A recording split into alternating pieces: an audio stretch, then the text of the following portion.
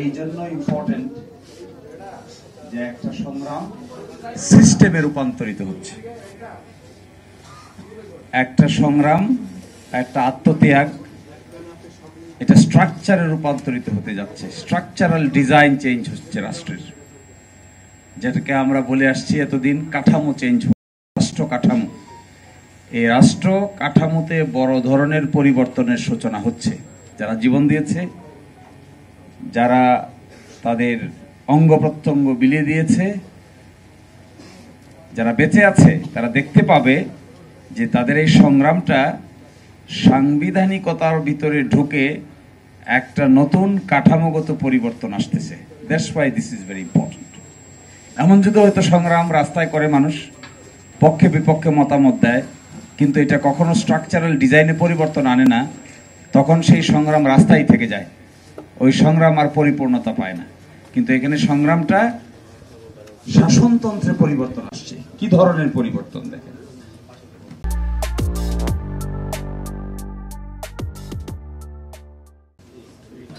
বড় ধরনের পরিবর্তন এসে যাচ্ছে শাসনতন্ত্রে।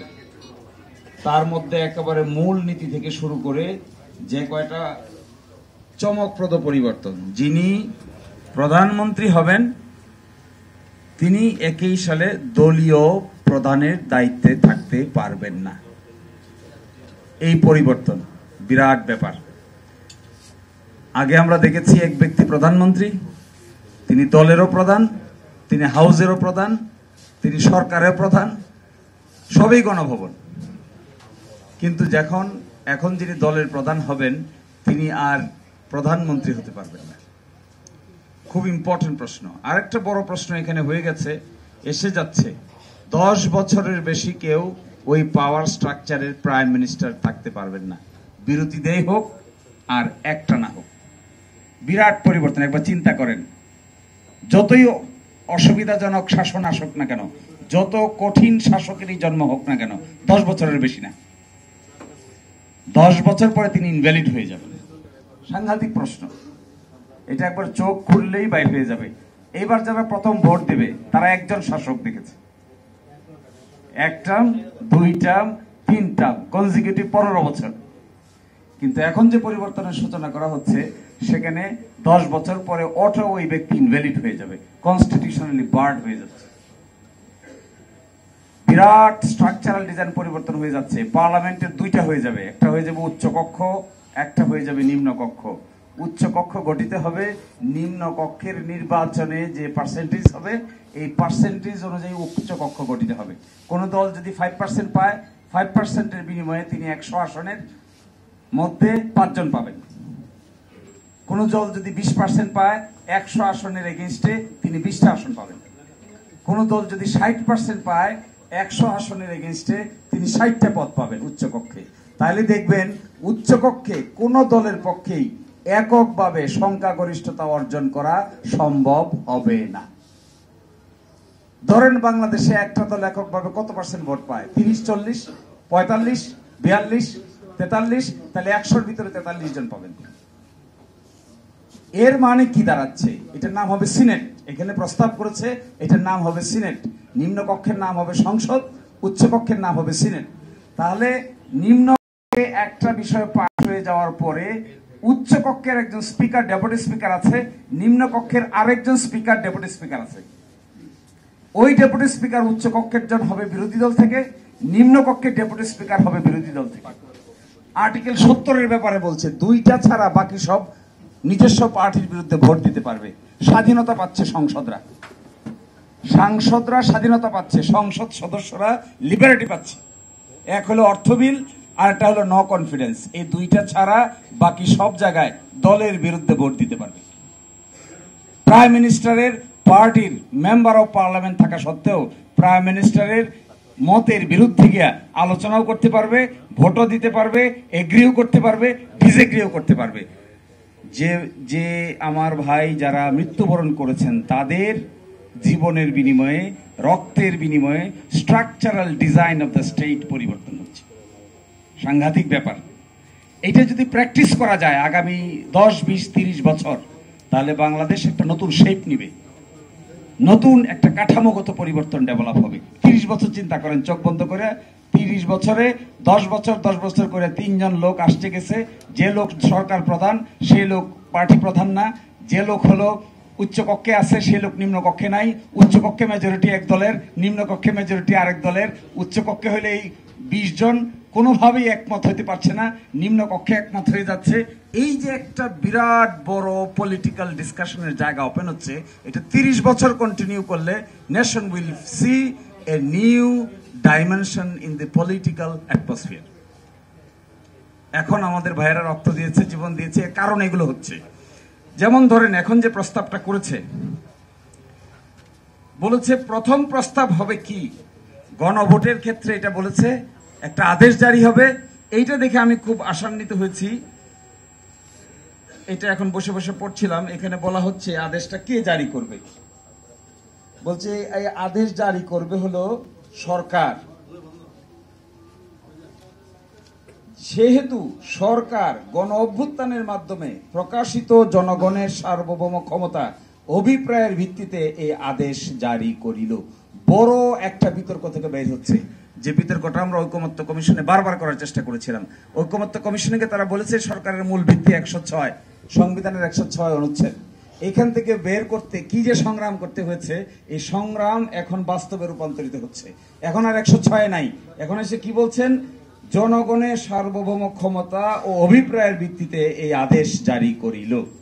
এখন এনসিপি সহ বাকি সবার সাকসেস হবে যদি ডক্টর ইউনূসের নেতৃত্বে গঠিত সরকার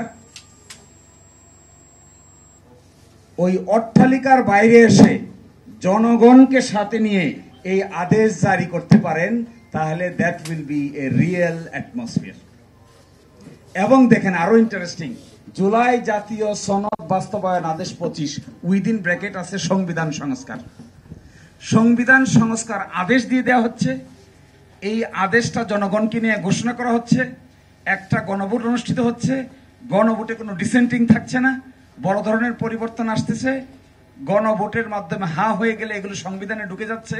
নতুন পার্লামেন্ট হবে, তার দুটো পাওয়ার থাকবে, একটা হবে সংবিধান সংস্কার সভা নাম, যে নাকি কনস্টিটিউয়েন্ট পাওয়ার অ্যাসেম্বলি হবে, পাওয়ার এক্সারসাইজ করবে, আর একটা হবে সাধারণ পাওয়ার। যা সংবিধান সংস্কার সভা হবে, এই সংবিধান সংস্কার সভার মধ্যে এটা অ্যাকসেপ্ট হবে, নতুন সংবিধানে ইনকর্পোরেটেড হবে, পরবর্তী অধিবেশন থেকে এটা একটা নতুন সংসদ হিসেবে কার্যভার গ্রহণ করবে এবং রেগুলার ফাংশন করবে। প্রথম পার্টটুকু কনস্টিটিউয়েন্ট অ্যাসেম্বলি সংবিধান সংস্কার সভা হিসেবে যে দায়িত্ব, এটা এখানেই শেষ হয়ে যাবে। এরপরে যাত্রা শুরু হবে দেশ শাসনের।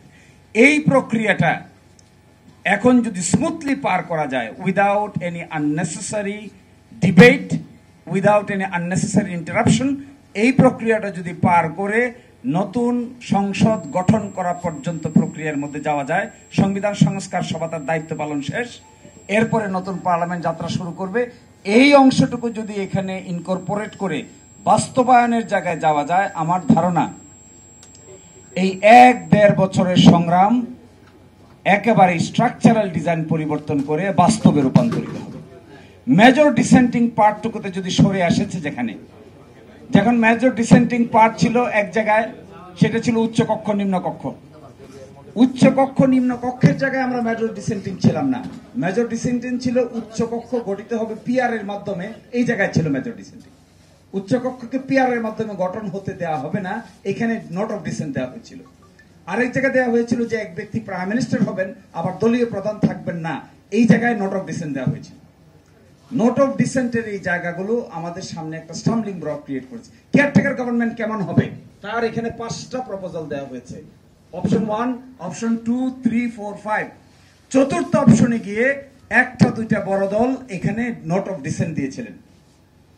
এই নোট অফ ডিসেন্টটাও এখানে থাকছে না। এটা দেখে আই বিকাম ভেরি হ্যাপি যে নোট অফ ডিসেন্টের কবল থেকে আমরা মুক্তি পেয়েছি।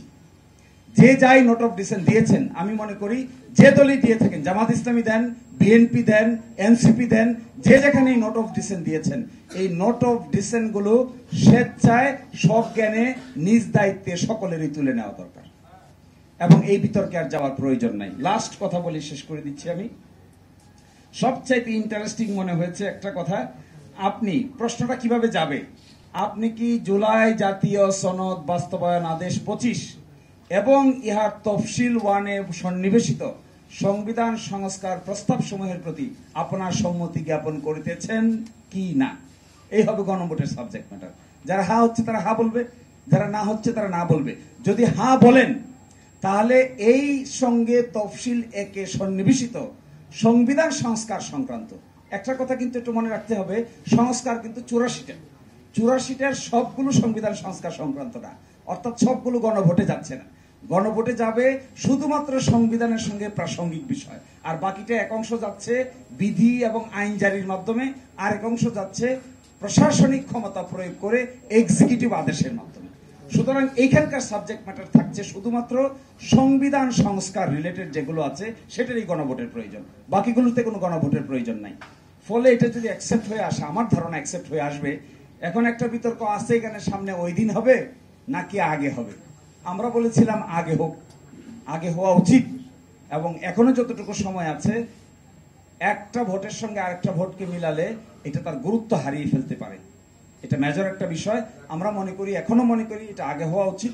এখনো নভেম্বরের এন্ডে এই রেফারেন্ডাম অনুষ্ঠিত হতে পারে, আর ডিসেম্বরে প্রথম সপ্তাহে যে শিডিউল ডিক্লেয়ার করার কথা বলা হয়েছে সেটাও হতে পারে, আবার ফেব্রুয়ারি মাসে যে নির্বাচন অনুষ্ঠান কথা বলা হয়েছে সেটাও হতে পারে।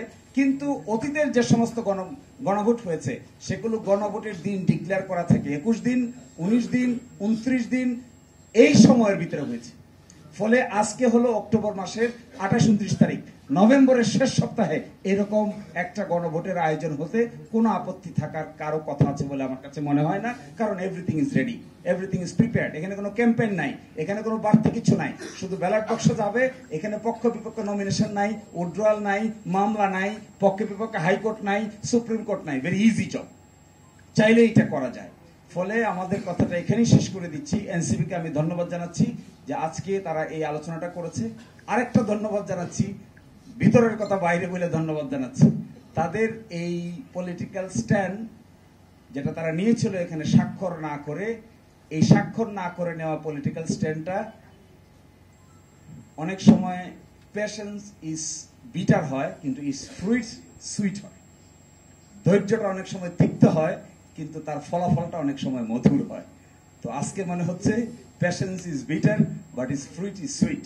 মনে হচ্ছে আজকের এই আদেশটা দেখে এখন তারা দেখেছে, এখন তারা স্বাক্ষর করবে, এটা জারি হবে, বাংলাদেশ নতুন চ্যাপ্টারে অন্তর্ভুক্ত হবে। এই কথা বলে এখানে শেষ করছি।